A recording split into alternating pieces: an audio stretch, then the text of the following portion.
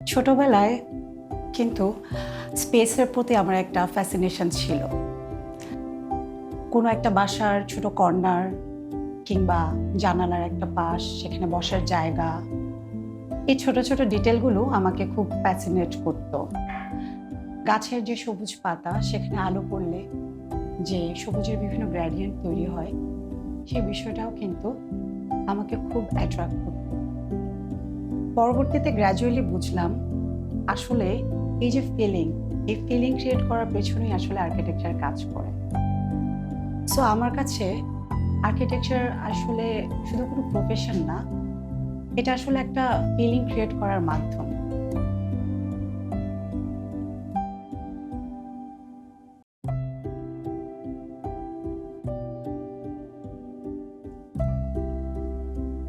আমি 2018 সালে সৃষ্টি আর্কিটেকচার কনসালটেন্সি এই প্রতিষ্ঠানটি শুরু করি। তো এর মাঝে আমি অনেকগুলো প্রজেক্টই করেছি। বিভিন্ন প্রজেক্টের টাইপ মিলিয়ে অনেকগুলো প্রজেক্টই করা হয়েছে। আজকে আমরা তার মাঝে একটা প্রজেক্ট নিয়ে আলোচনা করব। প্রজেক্টটি বসুন্ধরা আবাসিকে অবস্থিত।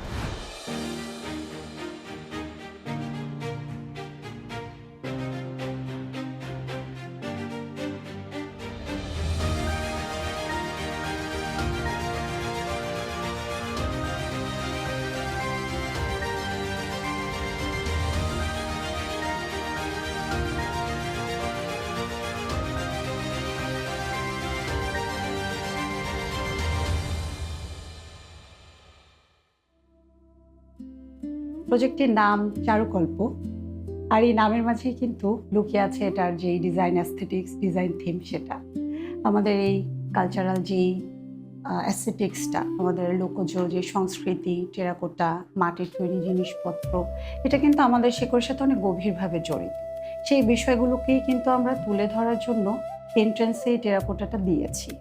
টেরাকোটার মাঝেও আবার আমরা আমাদের যেই গ্রামীণ লোকজ অ্যাস্থেটিক্সটা, যেমন ঘুড়ি, কলস, কলসি কাঁখে গায়ের বধূ, এবং এছাড়াও গ্রামীণ বিভিন্ন জিনিসপত্রের যে অ্যাবস্ট্রাকশন, সেগুলোকে আসলে আমরা সেখানে ব্লক আকারে ফুটিয়ে তোলার চেষ্টা করেছি। চারুকল্পের এই যে প্রথমে শুরুতে যে একটা বোল্ড ওয়াল, সে ওয়ালটাকে আমরা আসলে যেরকম এন্ট্রান্স থ্রেশহোল্ড ভেবেছি, আমরা যদি বাসার ভেতরে যাই, অন্দরের ভেতরে যেতে যেতে আসলে এটা কিন্তু একটা গল্পের মতো। তো যখন আমরা গল্পের গভীরে যাই, তখন সেখানটাতে আমরা আবার আরেকটা ওয়াল পাই। প্রথমে কিন্তু সেখানে একটা টিভি ওয়াল ছিল, হ্যাঁ, মানে ওটার ডিজাইনে ডেভেলপার এন্ড থেকে ওটা একটা টিভি ওয়াল ছিল। তখন আমরা দেখলাম যে এত বড় একটা ওয়াল, ঠিক আছে, আমরা শুধু টেরাকোটা করে থেমে যাব কেন, আমরা আরও একটু গভীরে যাই, আমরা পরিবারের গল্পে ঢুকি। সেই সাথে আমরা আসলে এই যে শেকড়ের সাথে যে একটা মডার্ন ইন্টেরিয়রের যে একটা কানেকশন, সেটাকে নিয়ে আরও একটু ইন্টারপ্লে করি।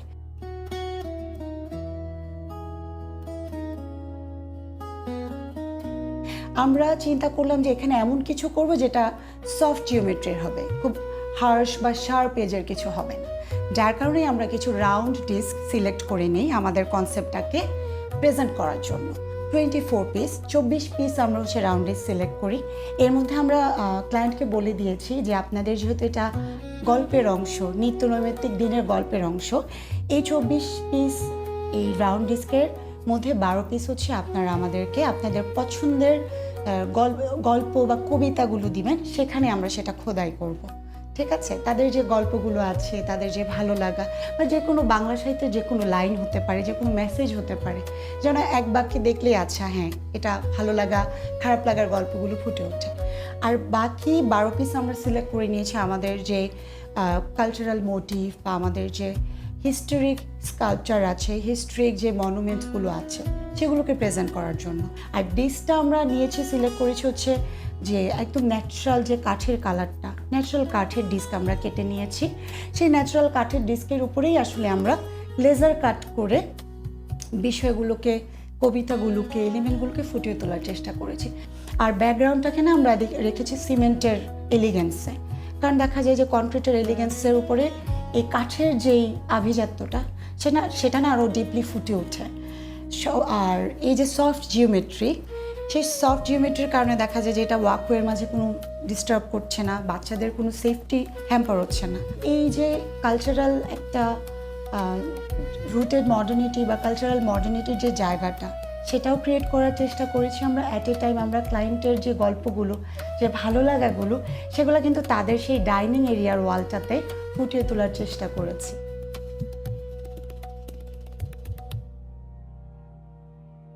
যেহেতু বাসার দুজন সদস্য শিশু, তাই তাদের কথা মাথায় রেখে কিন্তু আমরা চাইল্ড রুমটাকে একটু কালারফুল করেছি। একই সাথে যেহেতু আমাদের কনসেপ্ট হচ্ছে কার্ভ প্যাটার্ন বা আর্চ প্যাটার্ন, সেই প্যাটার্নটার কন্টিনিউটি রেখেই আমরা কিছু কালার্স দিয়ে কালারফুলভাবে বাচ্চাদের রুমটাকে ডিজাইন করার চেষ্টা করেছি।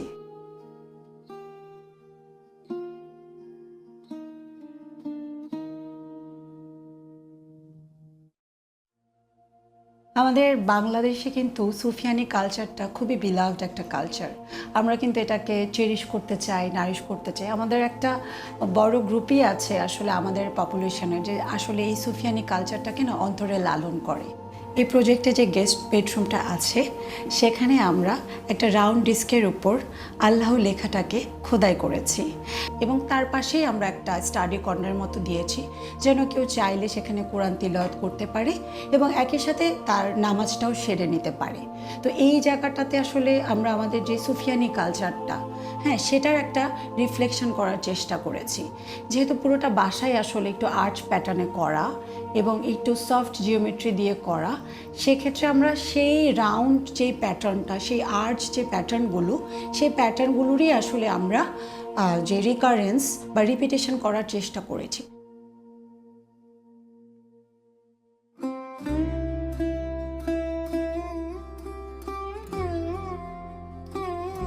ক্লায়েন্টের একটা বিশেষ রিকোয়ারমেন্ট ছিল, সেটা হচ্ছে একটা লাইব্রেরি থাকবে, ছোটোখাটো হলেও একটা লাইব্রেরি ওনার বাসায় থাকবে। পরবর্তীতে আমরা ডিজাইনে স্টাডি করার একটা স্টেজে দেখলাম যে মাস্টার বেডরুমে আসলে আনওয়ান্টেড 2টা কলাম বের হয়ে আছে। সো সেই কলামের যে অফসেটটা, সেই অফসেটটাকে যেহেতু আমরা মিলিয়ে দিব চিন্তা করেছি, কেননা সেই অফসেটটাকেই আমরা, সেই স্পেসটাকেই আমরা হচ্ছে যে লাইব্রেরি হিসেবে ব্যবহার করি। তো সেই চিন্তা থেকেই কিন্তু আমরা এই স্পেসটাতে একটা কার্ভড কাস্টমাইজড লাইব্রেরি সেট করি। এখানে আমরা যে আমাদের কার্ভ প্যাটার্নের যে কনসেপ্টটা, সেইটারই কন্টিনিউশন রেখেছি। সেই আর্চ প্যাটার্নটাকেই আসলে ফোকাসে রেখে আমরা টোটাল লাইব্রেরিটাকে সেই শেপটা দিয়েছি।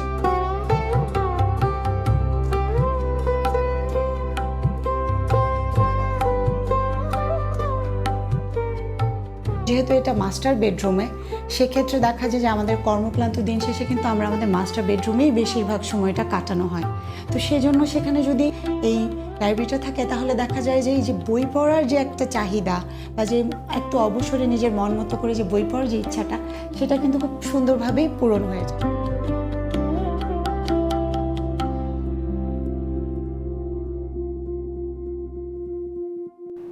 ডাইনিং আর ড্রয়িং এরিয়াটা যথেষ্ট বড়।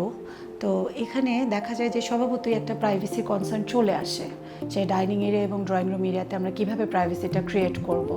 তো আমরা আসলে চাচ্ছিলাম না যে কোনো ফিক্সড পার্টিশন দিয়ে এরিয়াটাকে কন্টেস্টেড করে ফেলতে, কেননা যেটা ওপেন থাকলে দেখা যায় একটা স্পেসের ফ্লো থাকে, যথেষ্ট বড় মনে হয় স্পেসটাকে। তো আমরা শুরু থেকেই চাচ্ছিলাম যে এটাতে স্পেসের ফ্লোটাকে ডিস্টার্ব না করে কীভাবে আসলে আবার প্রাইভেসিও দেওয়া যায়।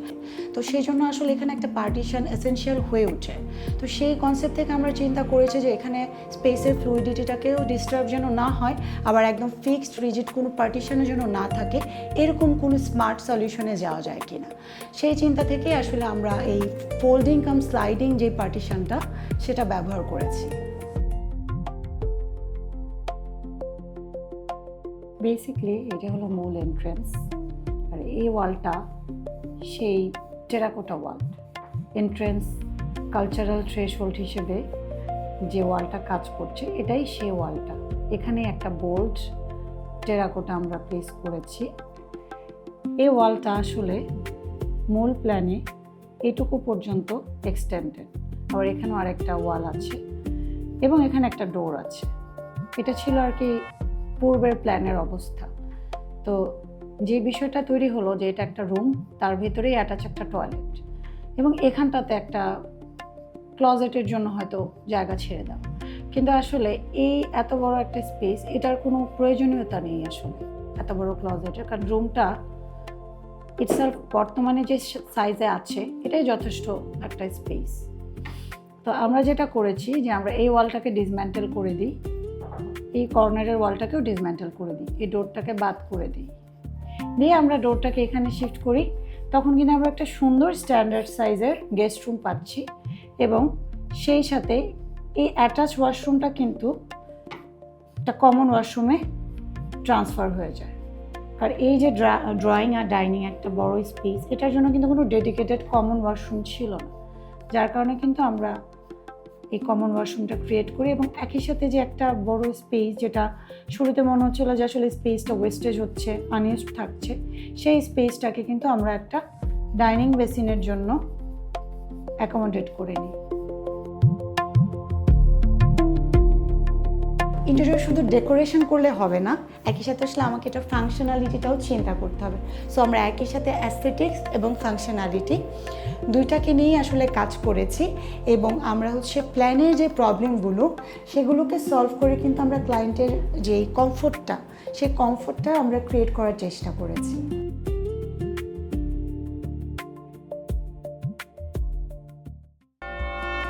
যে কোনো স্পেসকে যখন সাজানো হয় দেখতে এটা সুন্দর লাগে, সেটাই কিন্তু আসলে আমরা সাধারণভাবে বুঝি যে ইন্টেরিয়র ডেকোরেশন। কিন্তু একটা সাজানো গোছানো স্পেসে বসবাসরত মানুষগুলো আসলে সেই স্পেসটাকে কিভাবে ব্যবহার করছে, সেই স্পেসটার ইম্প্যাক্ট তাদের উপরে কিভাবে পড়ছে, সেটা কিন্তু মূলত ইন্টেরিয়র ডিজাইন। আমরা মূলত এই প্রজেক্টে এবং আমাদের সবগুলো প্রজেক্টেই স্পেসের এই সৌন্দর্য বর্ধন বা ডেকোরেশনের পাশাপাশি স্পেসটার ডিজাইনের দিকেও কিন্তু খেয়াল রাখি।